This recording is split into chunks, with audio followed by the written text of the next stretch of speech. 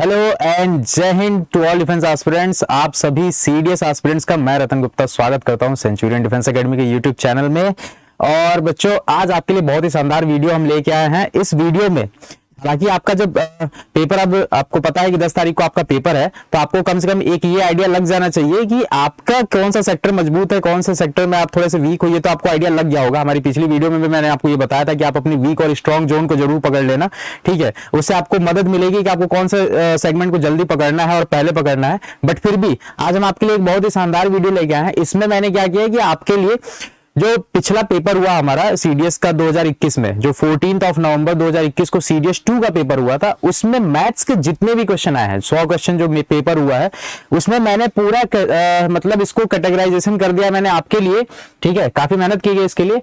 मैंने आपको पूरा कैटेगराइज करके दिखा दिया है चैप्टर वाइज कि हर चैप्टर से कितने क्वेश्चन आए हैं।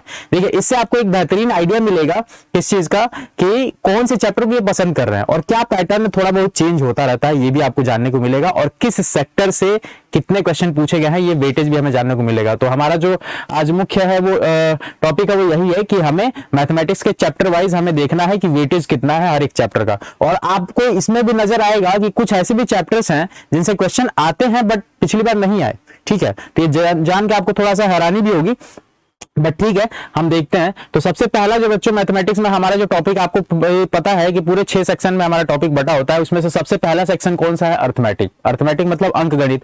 अब अर्थमेटिक सबसे लंबा सेक्शन है पूरे आपके सिलेबस का। मैथमेटिक्स का सबसे लंबा सेक्शन है जिसमें नंबर ऑफ चैप्टर्स आते हैं। आई थिंक लगभग 10 से 12 चैप्टर्स आते ही आते हैं। किसी में आपको 10 मिलेंगे, कहीं 12 मिलेंगे, ठीक है। मैं जो पढ़ाता हूं उसमें मैंने इसको पूरे 13 चैप्टर्स में कैटेगराइज किया हुआ है, ठीक है। तो उन 13 चैप्टर्स में से देखो किस तरीके से है सब कुछ बच्चों, कि नंबर सिस्टम, जो कि आपको पता है कि अर्थमेटिक का सबसे मोस्ट इंपॉर्टेंट चैप्टर है, काफी इंपॉर्टेंट चैप्टर है। इससे नंबर ऑफ क्वेश्चन आते हैं और आए भी हैं। देखो कितने क्वेश्चन आए हैं, आप खुद यहाँ पे नोटिस कर सकते हो। यहाँ पे देखिए 4 क्वेश्चन पिछली बार आए हैं 2021 के सीडीएस 2 के पेपर में। मैथमेटिक्स में 4 क्वेश्चन पूरे। अब आप सोचो, लगभग हमेशा ये माना जाता है कि जो अर्थमेटिक का सेक्शन है उससे 20 से 22 क्वेश्चन आते हैं हमेशा हर पेपर में। तो 20 से 22 क्वेश्चन में सोचो 4 क्वेश्चन आपका नंबर सिस्टम आ गया, तो आप लगभग अप्रोक्सीमेटली कह सकते हो कि 17 से 18% या फिर अप्रोक्सीमेटली आप 20% भी कह सकते हो, ठीक है। थोड़ा सा कम ही होगा, 2-3%, बट ठीक है। तो 17 से 18% आप यूं मान के चलो कि 18% क्वेश्चन आपके सिर्फ नंबर सिस्टम से आने हैं। तो आप यहां से आप समझ सकते हो कि ये चैप्टर कितना इंपॉर्टेंट है, ये कितना इंपॉर्टेंट है। और मैं आपको ये भी बता दूं, मैंने हर वीडियो में बताई है, मैंने अपनी क्लासेस में भी बताया है कि इससे 4 से 5 क्वेश्चन आते ही आते हैं, कोई नहीं रोक सकता। तो आप समझ लो ये 4 से 5 क्वेश्चन आपको कितने नंबर दिला सकते हैं और कितने आसान और ईजी होते हैं नंबर सिस्टम के क्वेश्चन। टू द पॉइंट, आपको बस मेथड आता है तो क्वेश्चन कर ले जाओगे, और टाइम सेविंग क्वेश्चंस होते हैं ये, ठीक है। तो इन्हें जरूर करें। अगली बात करूंगा एचसीएफ एंड एलसीएम की। तो एचसीएफ एंड एलसीएम से देखो 3 क्वेश्चन आए हैं। एचसीएफ एंड एलसीएम लोग बच्चों वाला चैप्टर मानते हैं। अक्सर मैंने देखा है सीडीएस के बच्चों का एटीट्यूड, इसको बच्चों वाला चैप्टर मान के चलते हैं। और देखो 3 क्वेश्चन इससे आए हैं। आप इन्हीं दोनों चैप्टर्स को मिला दो तो 4, 3, 7 क्वेश्चन हो गए। और पूरे केवल अर्थमेटिक से मैं बताऊं तो आप लगभग देख लो, इन दोनों चैप्टर ने लगभग 30% का एरिया कवर कर लिया। 30% केवल अर्थमेटिक से, ठीक है। तो इस तरीके से चीजें दी हुई है। डेसिमल फ्रैक्शन की बात करूं तो सिर्फ 1 क्वेश्चन आया हुआ था। सिंप्लीफिकेशन की बात करूं तो सिंप्लीफिकेशन में 1 क्वेश्चन आया था। हालांकि सिंप्लीफिकेशन में मैंने स्क्वायर रूट, क्यूब रूट और सर्ड्स, इंडिसेस सब कुछ इसमें मैंने मिक्स कर दिया, ठीक है, एक ही सिंप्लीफिकेशन के अंदर, क्योंकि करते तो हम सिंप्लीफाई है ना, तो इसीलिए मैंने इसमें पूरा कर दिया। तो 1 क्वेश्चन सिर्फ सिंप्लीफिकेशन से आया था, बहुत ही बेसिक सा क्वेश्चन था वो, ठीक है। परसेंटेज देखो कितना इंपॉर्टेंट चैप्टर, और एक भी क्वेश्चन नहीं, not a single question from percentage in CDS 2 2021। ये बहुत ही हैरानी भरा था मेरे लिए भी, जब मैंने इस पूरे पेपर का वेटेज एनालाइज किया तो ये मुझे भी हैरान कर रहा था कि परसेंटेज से एक भी क्वेश्चन नहीं आया। हालांकि जबकि ये चैप्टर कितना इंपॉर्टेंट है, ये एक ऐसा चैप्टर है जो कई चैप्टर्स में कॉमन है, परसेंटेज, ठीक है। बट खैर कोई बात नहीं। हालांकि कई सारे चैप्टर्स में कॉमन होता है तो उनके भी क्वेश्चन आ जाते हैं, तो ऐसा मान लिया जाता है कि परसेंटेज हो ही गया उसके अंदर भी, ठीक है, कोई बात नहीं। प्रॉफिट एंड लॉस से देखिए 1 क्वेश्चन। मतलब आप एक बात देखो, जो बच्चे मेन स्ट्रीम आप समझते हैं ना कि कुछ चैप्टर्स को जो मान के चलते हैं कि बहुत ही मुख्य हैं, उनसे क्वेश्चन का वेटेज देखो, simplification, percentage, profit and loss, 1 question, 0 question, मतलब आप समझ सकते हो। तो आप यहां से आपको एक बेहतर आइडिया मिल रहा होगा कि नंबर सिस्टम जो है ये एक बहुत बहुत ही मोस्ट इंपॉर्टेंट आपका टॉपिक है इन अर्थमेटिक। अर्थमेटिक के अंदर ये बहुत ही मोस्ट इंपॉर्टेंट टॉपिक है, इसको जरूर करके जाना। और एचसीएफ एलसीएम तो समझ लो ये आपके लिए बोनस है, और अगर इससे 2-3 क्वेश्चन आ जाए तो फिर वाह क्या बात है। 2-3 क्वेश्चन ये आपके लिए बोनस है, आपको नंबर दे के जाएंगे। एचसीएफ एलसीएम में गलत होने की संभावनाएं भी नहीं होती है, सबसे अच्छी बात तो ये है, ठीक है। तो अर्थमेटिक के अंदर ये था 6 चैप्टर्स का। अब बाकी अगर चैप्टर का मैं आपको दिखा दूं, ये देखो सिंपल एंड कंपाउंड इंटरेस्ट, कितना इंपॉर्टेंट चैप्टर माना जाता है सिंपल एंड कंपाउंड इंटरेस्ट। और देखो कितने क्वेश्चन आए थे, सिर्फ एक क्वेश्चन आया था आपके सीडीएस 2021 में। Okay, time speed and distance, इतना इंपॉर्टेंट चैप्टर माना जाता है टाइम स्पीड एंड डिस्टेंस। इसमें तो कहा जाता है कि अगर केवल 3 अलग अलग इसका सेक्टर भी ले ले, सेक्टर मतलब कि एक बोट एंड स्ट्रीम ले लिया, एक मैंने ट्रेन का केस ले लिया और एक नॉर्मल बस या कार का केस ले लिया, तो इन्हीं से एक एक क्वेश्चन दे दूं तो भी 3 क्वेश्चन हो जाएंगे। बट देखो यहाँ पे आए कितने, सिर्फ 2 क्वेश्चन आए। तो ये जितने मेन स्ट्रीम चैप्टर्स थे ना, अभी इसके पीछे जो मैंने दिखाया परसेंटेज, प्रॉफिट एंड लॉस, ये बच्चे बहुत ज्यादा फोकस करके जाते हैं और नंबर ऑफ क्वेश्चंस आप देख सकते हैं। तो ये वेरिएशन बड़ा ही कॉमन है, ये होता रहता है। अभी देखो पिछली बार जब ये एक क्वेश्चन आया सिंपल एंड कंपाउंड इंटरेस्ट, तो कुछ नहीं कहा जा सकता कि इस बार के पेपर में एक ही आएगा, हो सकता है 3 आ जाए, ठीक है। तो ये सब बिल्कुल अनप्रेडिक्टेबल होता है। टाइम एंड वर्क की बात देखो, टाइम एंड वर्क से देखो पूरे 4 क्वेश्चन आ गए, टाइम एंड वर्क से पूरे 4 क्वेश्चन आ गए। और इसमें टॉपिक कितने होते हैं, सिर्फ 2 ही तो टॉपिक होते हैं, एक टाइम एंड वर्क का होता है कॉन्सेप्ट और दूसरा पाइप एंड सिस्टम का होता है। तो ये दोनों इसके अंदर होते हैं। तो देखो इससे 4 क्वेश्चन और परसेंटेज से एक भी क्वेश्चन नहीं पूछा। तो ये बड़ा ही रैंडम सा मैनर है। पिछली बार का ये जो मैंने देखा वेटेज, तो मुझे भी बड़ी हैरानी हुई कि ये पता नहीं क्या ही किया है सीडीएस वालों ने। रेशियो एंड प्रोपोर्शन का देखो 4 क्वेश्चन, रेशियो एंड प्रोपोर्शन से हालांकि माना जा सकता है क्योंकि ये इंपॉर्टेंट चैप्टर भी है। ये बच्चों हमेशा याद रखना, ये काफी इंपॉर्टेंट चैप्टर है, ठीक है। इंपॉर्टेंट इसलिए है क्योंकि इसमें टॉपिक्स बहुत सारे हैं। रेशियो एंड प्रोपोर्शन भी इसके अंदर आता है, एज वाले जो क्वेश्चन होते हैं वो भी इसके अंदर आते हैं, मिक्सचर एंड एलिगेशन का क्वेश्चन होता है वो भी इसके अंदर आता है, वेरिएशन का क्वेश्चन होता है वो भी इसके अंदर आता है। तो अर्थमेटिक का ये काफी लंबा टॉपिक है रेशियो एंड प्रोपोर्शन, और अच्छा चैप्टर है, वेटेज वाला चैप्टर है। इसमें आपको 3 से 4 क्वेश्चन हमेशा देखने को मिलेंगे, आपको कभी ऐसा नहीं देखने को मिलेगा कि इससे सिर्फ 2 ही क्वेश्चन आए हो, नहीं, 3 से 4 क्वेश्चन आपको देखने को मिलेंगे। तो आपको यहाँ पे एक चीज समझ में आ रही होगी कि अगर आपने केवल इसमें से 3-4 चैप्टर ही कर लिए पूरे 12-13 चैप्टर में से, तो आपके लगभग आधा अर्थमेटिक तो कवर हो जाएगा, जो मैंने आपको मेन बताया, ठीक है। एवरेज से देखो, एवरेज से एक भी क्वेश्चन नहीं आया, बताओ। एवरेज इतना इंपॉर्टेंट टॉपिक और एक भी क्वेश्चन नहीं, नो क्वेश्चंस। लॉगरिथम से 2 क्वेश्चन आ गए, ठीक है। लॉगरिथम तो कॉमन है, ये 1-2 क्वेश्चन आते ही आते हैं, कभी मतलब रेयरली आपको देखने को मिलेगा लॉगरिथम के अंदर कि 3 क्वेश्चन आ गए हो, 4 क्वेश्चन आ गए हो, वरना 2 क्वेश्चन आता ही आता है। और ये कॉमन ही है, 2 ही आते हैं लगभग, ठीक है। एक भी मान सकते हो कभी एक आ जाए, तो ये बड़ा फिक्स सा वेटेज है इसका, ठीक है। चलो, ये था आपका क्या अर्थमेटिक का पोर्शन। अब अगर हम पूरा इसको जोड़ दें तो 4 2 6 4 10 और 3 13, और पीछे हम देखें तो पीछे में हमारे कितने थे, 13 के बाद से क्या 4 17 3 20 और 3 23, मतलब टोटल अर्थमेटिक में आपके पास टोटल 23 क्वेश्चन आए बच्चों। टोटल 23 क्वेश्चन आए हमारे पास अर्थमेटिक में, टोटल 23 क्वेश्चंस। अब आप सोच सकते हो 23 क्वेश्चंस मतलब पूरे पेपर में आपके 100 क्वेश्चन होते हैं और लगभग 23 क्वेश्चन, मतलब अप्रोक्सीमेटली आप कह सकते हो कि पूरे 25% पार्ट, मतलब 1/4 पार्ट आपके पेपर का किसने कवर किया, अर्थमेटिक ने। तो ये बहुत ही इंपॉर्टेंट पोर्शन है, अर्थमेटिक की तैयारी आपकी जरूरी है। अर्थमेटिक का जो पोर्शन है ये बच्चों आपका स्कोर डिसाइड करता है, यही आपका स्कोर बनाता है और इसी की वजह से बिगड़ता भी है। क्योंकि एडवांस में तो लगभग सभी लोग जो एडवांस मैथमेटिक्स है, मतलब कि अर्थमेटिक के अलावा वाले पार्ट, उसमें तो लगभग सभी बच्चे लगभग सेम ही रहते हैं, मतलब ऑन एन एवरेज ही रहते हैं और on an average he perform करते हैं, अनटिल एंड अनलेस की उनकी तैयारी में बहुत एकदम जोरदार तैयारी ना की हो, तो लगभग सभी बच्चे एवरेज रहते हैं। बट ये जो ऐसा टॉपिक है, ये आपका स्कोर डिसाइड करता है कि आप कितनी रैंक आगे जाओगे, कितना पीछे जाओगे। तो इसमें मेहनत करने की जरूरत है, ठीक है, अर्थमेटिक के अंदर। आगे आते हैं अलजेब्रा। अलजेब्रा में मुझे कोई खास बहुत ज्यादा अंतर देखने को नहीं मिला, जितने क्वेश्चंस आते हैं उससे थोड़ा सा ज्यादा आया है, बट उसको मैं लगभग मान सकता हूं कि उतना ही आया है, ठीक है। फैक्टराइजेशन का जो टॉपिक है, फैक्टराइजेशन के अंदर आपके 4 क्वेश्चन आए हुए हैं। देखो फैक्टराइजेशन से 4 क्वेश्चन आते भी हैं, लगभग 2 3 4 ऐसे ही आते हैं, ठीक है।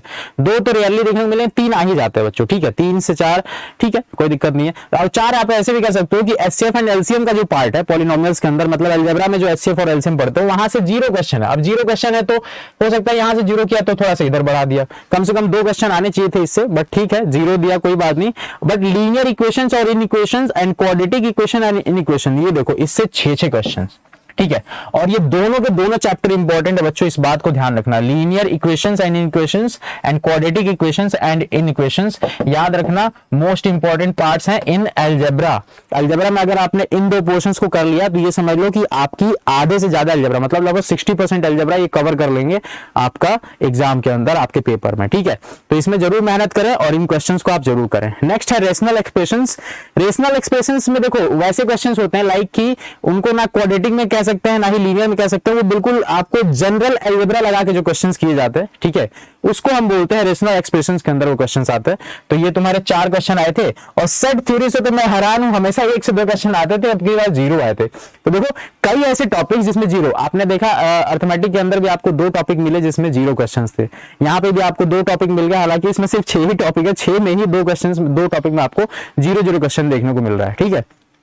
तो थोड़ा सा बड़ा स्ट्रेंज था पेपर सीडीएस 2 2021 का, बट कोई बात नहीं, आपको यहाँ से एक बेहतर आइडिया मिल रहा होगा कि किन पार्ट से कितने क्वेश्चन आए और आपको किसमें कितना मेहनत करने की जरूरत है। ओके, तो this was from algebra and how many questions was there, 4 6 6 4, यानी कि टोटल 20 क्वेश्चंस थे आपके पास अलजेब्रा से, और लगभग यही आता है, मतलब 17 18 20, इससे ज्यादा नहीं आता है अलजेब्रा में। तो अप्रोक्सीमेटली आप कह सकते हो कि ठीक था, ओके पेपर था ये अलजेब्रा का। ओके, नेक्स्ट में आते हैं ट्रिग्नोमेट्री में। ट्रिग्नोमेट्री में 2 ही पार्ट है, एक तो पूरी की पूरी कंप्लीट ट्रिग्नोमेट्री है जिसमें मैक्सिमम मिनिमम वगैरह भी सब कुछ आ जाता है, और साथ साथ में जो इसके मतलब क्वेश्चंस जो ट्रिग्नोमेट्री के जितने फॉर्मूलाज है, ठीक है, ट्रिग्नोमेट्री के जितने भी आपने फॉर्मूले पढ़े हैं उन पे बेस्ड क्वेश्चन हो गए या जनरल क्वेश्चन हो गए या मैक्सिमम मिनिमम क्वेश्चन हो गए, इन सबको कंबाइन करके टोटल क्वेश्चन हमारे पास कितने आए थे, 13 क्वेश्चन लाजमी है, बिल्कुल इतना पार्ट आता है। ट्रिग्नोमेट्री से 12 से 15 क्वेश्चन आने ही आने हैं, और आप देख रहे हो ट्रिग्नोमेट्री से टोटल 15 क्वेश्चन आए भी हैं, ठीक है, टोटल 15 क्वेश्चन कितने आए भी है इससे, ठीक है। अब देखो ट्रिग्नोमेट्री में स्कोरिंग पार्ट कौन सा होता है, height and distance. Height and distance जो है ये बहुत ही स्कोरिंग पार्ट होता है, बिकॉज इसमें आपको कोई फॉर्मूला नहीं रखना पड़ता, इसमें आपको कुछ ज्यादा इधर उधर आइडेंटिटीज ये सब नहीं रखनी पड़ती, सिंपल आपको बस पता होना चाहिए कि tan का मतलब होता है परपेंडिकुलर अपॉन बेस, आपको sin का मतलब पता होना चाहिए कि परपेंडिकुलर अपॉन हाइपोटेनस, उसी को तो लगाते हो। एक आपको डायग्राम बनाना होगा राइट एंगल ट्रायंगल का, और फिर आपको उसमें ट्रायंगल्स की सारी प्रॉपर्टीज लगा के मतलब ट्रिग्नोमेट्री की और क्वेश्चन सॉल्व करना होगा। तो ये आपके लिए स्कोरिंग पार्ट होता है, और इसमें हमेशा 2 से 3 क्वेश्चन आते हैं, पिछली बार 2 क्वेश्चन आए थे, ठीक है, मिनिमम 2 क्वेश्चन, मैक्सिमम 3 क्वेश्चन इससे आएगा ही आएगा, ये लिख लो। और 2 क्वेश्चन पिछली बार आया था, ठीक है, 13 क्वेश्चन आपके ऊपर उसमें आए थे, कोई बात नहीं, 12 से 15 क्वेश्चन इसमें से आते ही आते हैं, 15 क्वेश्चन पिछली बार आए थे, तो दैट वाज ओके। नेक्स्ट हम पार्ट आते हैं क्या, ज्योमेट्री। ज्योमेट्री के अंदर देखो 4 आपके चैप्टर्स हैं, lines and angles, triangles, quadrilaterals and circles, और ठीक था ज्योमेट्री में थोड़ा इन्होंने क्वेश्चन हालांकि कम कर दिया, थोड़ा और इनको देना चाहिए था, बट ठीक है। लाइन्स एंड एंगल के अंदर 1 क्वेश्चन आया था, इट वॉज ओके, 1 से 2 क्वेश्चन ही आता है, इससे ज्यादा नहीं आता, क्योंकि छोटा चैप्टर है, कोई बहुत बड़ा चैप्टर नहीं है लाइन्स एंड एंगल्स, 1 से 2 ही क्वेश्चन आते हैं। ट्रायंगल्स सबसे इंपॉर्टेंट चैप्टर होता है, सबसे ज्यादा टाइम टेकिंग चैप्टर होता है, और सबसे ज्यादा थ्योरम वाला क्वेश्चन टॉपिक है, मतलब पूरे ज्योमेट्री के अंदर ये ट्रायंगल जो है लगभग समझ लो बच्चों, क्लास में पढ़ाते वक्त भी लगभग 40% एरिया कवर करता है पूरे ज्योमेट्री का।